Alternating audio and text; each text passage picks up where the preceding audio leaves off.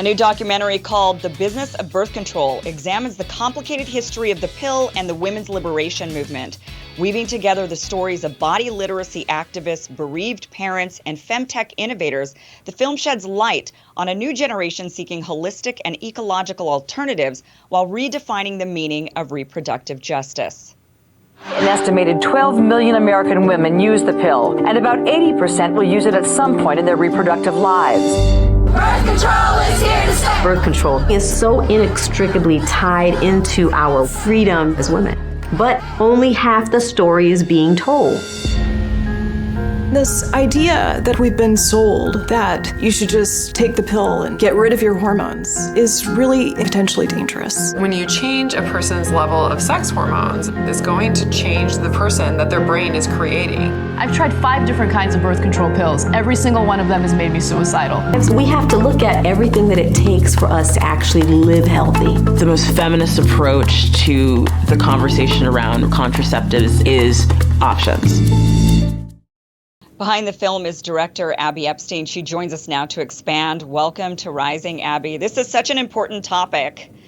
So I think this is really awesome that you've made a film on this. So many women have gone to their doctors and have said, this pill gives me side effects. These are my side effects. Only for the doctor to oftentimes say, go see a psychiatrist. I mean, that seems to be oftentimes when women complain about our menstrual cycles, when we say we've got issues going on, this is taking away my sex drive, this is making me suicidal, these hormone pills are causing me to have hormone problems, funny enough, and they say, no, you're crazy. Absolutely. And I think this kind of gaslighting has gone on for decades.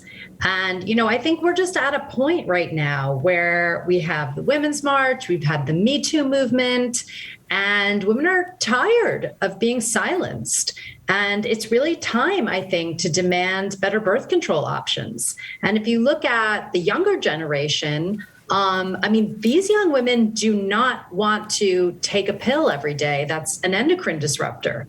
They're very aware of ecology, the environment, what they put in their body, and they're trying to avoid endocrine disruptors, And so I think it's really interesting that these older methods of birth control that were developed in the 60s really haven't evolved very much. And they're not aligned with, I think, our values today. And I think we're at, kind of a crisis moment where we need to innovate in this field. We need to come up with options for men, and we need to come up with safer and more holistic options for women. And Abby, one thing I want to bring up, though, just real quick from your website here is from the business of .life.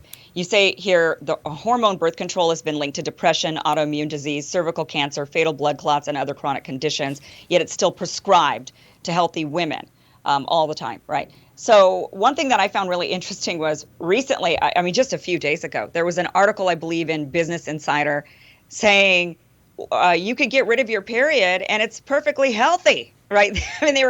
They were actually promoting a pill that would essentially eliminate your menstrual cycle entirely. And then they were making the claim that it was perfectly healthy. And maybe, it's like, how would you even know this? Do we have long-term studies on what happens to women when they completely stop menstruating? It's just, this is the type of thing that, it seems like you tackle in this film. Absolutely. I saw that article as well. And that's one of the things that we talk about in the movie is just basic body literacy. Most women aren't really aware of how their menstrual cycle works until they're trying to get pregnant, until they're trying to find that ovulatory window. But until then, they're not really aware. And I think, shutting down the menstrual cycle is more controversial than the medical establishment is leading us to believe. There are plenty of reasons to ovulate, to have a healthy menstrual cycle. Ovulation is really important for many aspects of women's health that have nothing to do with making babies, actually. So, I think it's just another area where I feel like women are just so underserved and under-researched. And what have you found about just like a baseline role of sexism in the medical establishment and in the FDA in particular? Because I remember, that when the FDA was listing side effects for the COVID vaccines, it took them months and months and months to add menstrual irregularity to it. It just seemed like a complete afterthought, despite thousands of women reporting it to VAERS as a side effect. It just seemed like something that they're like, why are you bothering us with this? No, absolutely. And I think the menstrual cycle is our fifth vital sign. It is a vital sign, just like your pulse. You get so much information about your body's health from your menstrual cycle. And, there was a story that I think when Apple first came out, like with the Apple Watch, they didn't have the menstrual cycle in like the health app. They just completely left it out. And this is so indicative, I think, of how women have been treated throughout, the way drugs are approved and tested only on men. And I think another, interesting point was when there was controversy around the J&J vaccine causing blood clots. And so they tried to assure women by saying, oh, yes, but the clotting risk is much less than it is with the birth control pills that you take every day. And it backfired because women were outraged, and they said, wait a minute, how should that make us feel any better? Why are we still in 2021 taking a pill that could cause a blood clot? To me, it's just unfathomable. And we have stories in our movie of young, healthy women that died from these blood clots, and their parents are out there, just not trying to take the products off the market. They are just trying to get transparency on the label and clearer warning labels so that, young women can even pick up what the signs are of a blood clot, because most women wouldn't even know. Yeah, but it is something, right, though, you do have to get correct me if I'm wrong on this very basic fact, I don't think you have to get a prescription, right, to get the pill. There are some birth control methods that are available over the counter, obviously condoms over the counter, male birth control methods. So what are you kind of recommending in terms of like a safer way forward? You want sort of more regulation of this method that is more in some sense regulated, or there's more gatekeeping than other methods. Right. I mean, I think what we're really pushing for is true informed consent. So I do believe that women are smart, and if they're informed, they can make decisions and they can weigh, risk versus benefit. But right now, that's not happening. And a 5-minute appointment at a clinic, coming out with a NuvaRing or a pack of pills, and nobody has taken this woman's history in terms of depression, anxiety, any clotting disorders, none of this is done. And so I think, what we're really saying is that we're thankful to have hormonal birth control. And these are the tools, these are the products that are on the market right now. And, they are effective and generally work for many women. But it's unfair, let's say, to put a 16 or 17-year-old on a pill and not fully inform her that this could lead to depression and anxiety.